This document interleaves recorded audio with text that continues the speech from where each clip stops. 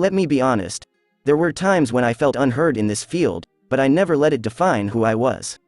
Fans were caught off guard when Fantasia seemingly confronted Oprah about her questionable business activities while Color Purple was being filmed. Please subscribe to this channel, share and comment down below. Just what was she saying, then? The Color Purple family, as the famous American Idol champion turned R&B phenomenon Fantasia Barrino affectionately called them, was recently honored in a speech to her audience.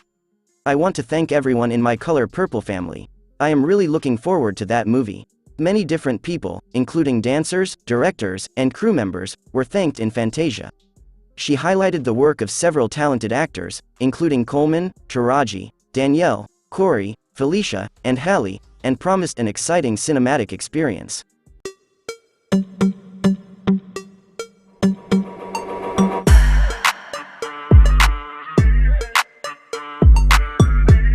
Nevertheless, Oprah Winfrey was conspicuously absent from all the gushing praise and solidarity. It's puzzling that Fantasia almost forgot about Oprah, a woman whose impact and prestige go beyond the realm of entertainment, in her sincere acknowledgments. Oprah is more than just an employee at The Color Purple, she is deeply involved in the project. She has had an incalculable effect on Hollywood as a producer. Fantasia never stopped praising her co-workers as the plot progressed, from Gabriella, whom she called her, or Gabby Gab, to Tamela Mann and Lou Gossett Jr. As she began the difficult process of learning tap dancing for her part, she thanked the dancers, including God, Mighty, and others. In spite of all these thanks, Oprah's name was noticeably missing. It's interesting to note that Fantasia hardly acknowledged Oprah, squeezing her mention into a long list of shout-outs. This unassuming statement downplayed Oprah's impact on the project and suggested a possible failure to adequately acknowledge her contributions. Still unanswered is whether Fantasia meant to include Oprah or if it was a fluke during the frenzied production. Well, Oprah and her Hollywood elite cronies are already feeling awkward because Fantasia Barrino recently spilled the beans. The powerful are reportedly trembling in their boots since the 39-year-old artist has broken his silence after years of remaining silent. This song is dedicated to all black women who have endured the inseparable pain of being told they are nothing, and will never be nothing, and that they are unattractive just because of their skin color. The internet is going crazy at Fantasia's confession about her troubles in Hollywood. She discussed her victory and the benefits of being an American Idol for Season 4. She went on to talk about the negative aspects of fame, including the financial strain it can cause. The part that really resonated with her audience, though, was when she implied that her skill was exploited without providing any compensation. She said that her lack of financial literacy and contract signing skills caused her to experience that period of her life. Fantasia stated in an interview with People that she was ill-equipped to keep track of her finances and make sure everything was in order. Many others took advantage of Fantasia, exploited her talent, and put her down because of her seeming lack of knowledge. Taraji P. Henson and others were brave enough to speak out for her and her co-workers when this happened. Hollywood executives have been cruel to Henson in the past. The Color Purple, which featured Henson and Fantasia, was hotly debated after its release. They were required to drive rental cars provided by the studio to and from the Atlanta film set, according to Henson. Since the actors would be the ones to pay for any problems with the vehicle, Henson thought this arrangement was ridiculous. To make matters worse, in the event of a theft or robbery, they were responsible for paying to have the entire vehicle replaced. I was thinking, I can't drive myself to set in Atlanta, when they offered us the rental cars. Liability insurance. That's risky. Now they're stealing from folks. Taking a rented car to my workplace all by myself. What do I seem like?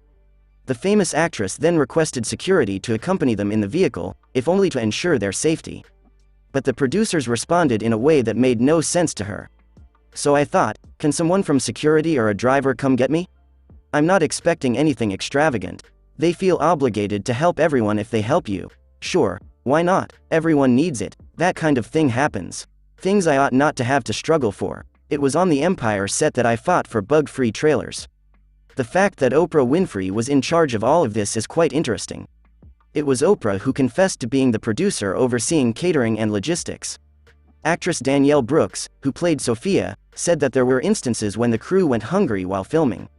She said that it was humiliating for the actresses to share dressing rooms during the beginning of filming. But Henson saved the day by enlisting Oprah's help to rectify the mess.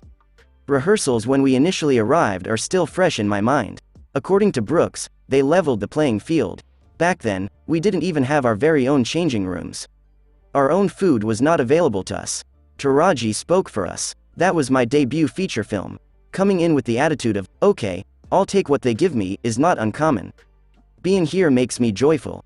Yet Taraji championed our cause. I learned how to do it from you. It seems that Oprah was abusing the other actors until Henson stepped in, and then Fantasia was no longer harmed. Strangely, other billionaires like Scott Sanders, Steven Spielberg, and Quincy Jones all went on to produce this film, which had a $100 million budget.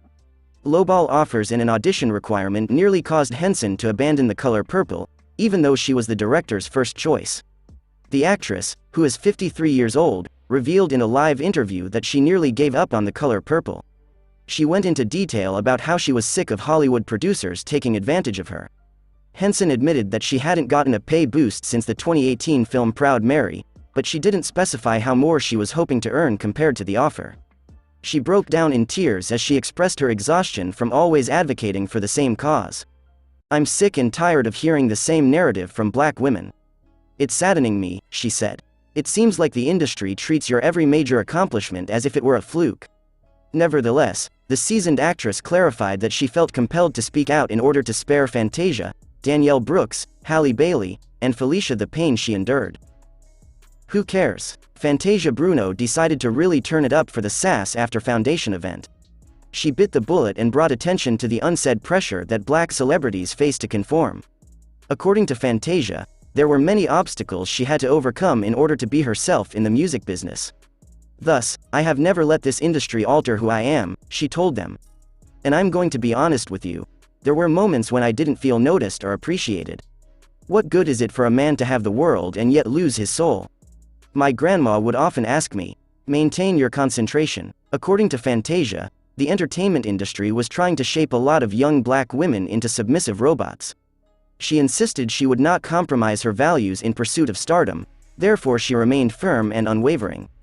Then she astonished everyone by saying that playing Celie in The Color Purple was the most difficult thing she had ever done.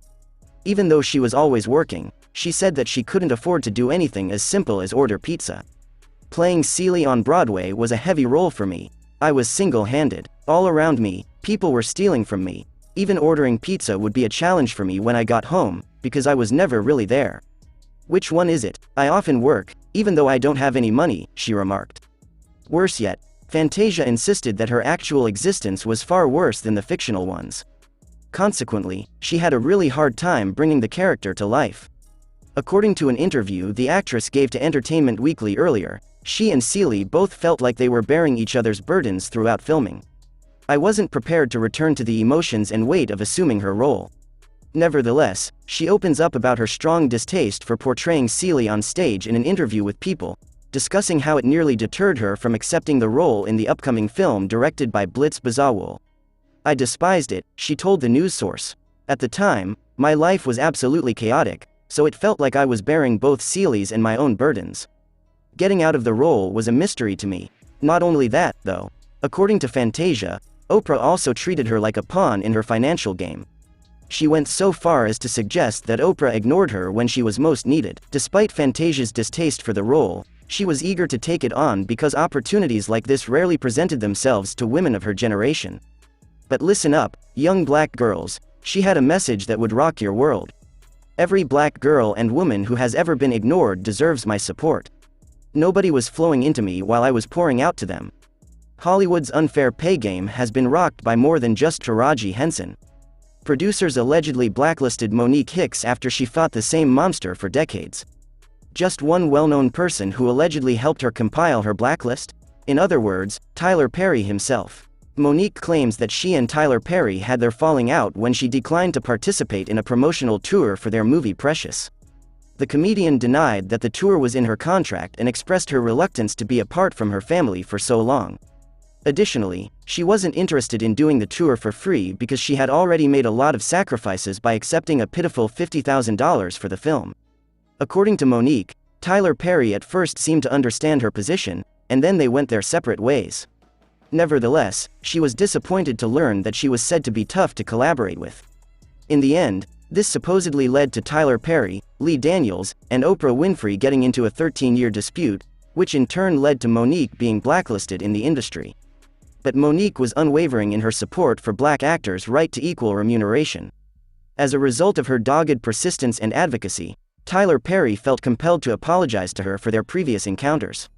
Monique went to extreme lengths, claiming to have taped their chat and then shared the recording with Reverend Al Sharpton and Kevin Hart. Perry was apparently encouraged by Reverend Sharpton to talk to Monique about their problems.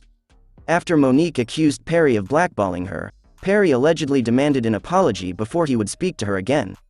Because she would not give in to the demands of Hollywood's upper class, Monique was blacklisted and found it difficult to get work. Producers have often been accused by fans of taking advantage of black actors, and Monique's story is a prime illustration of this. She was supposedly supposed to go on a promotional tour for free, pay for everything herself, and get a pitiful $50,000 in income. She was socially isolated from the industry after she flat out refused to put up with such abuse. Regardless, it's great to see that other black female performers have supported Fantasia in standing up to the shady Hollywood industry. I mean, they need to stop being so cowardly and start standing up for themselves. Well, that concludes our video for now. Please subscribe and share.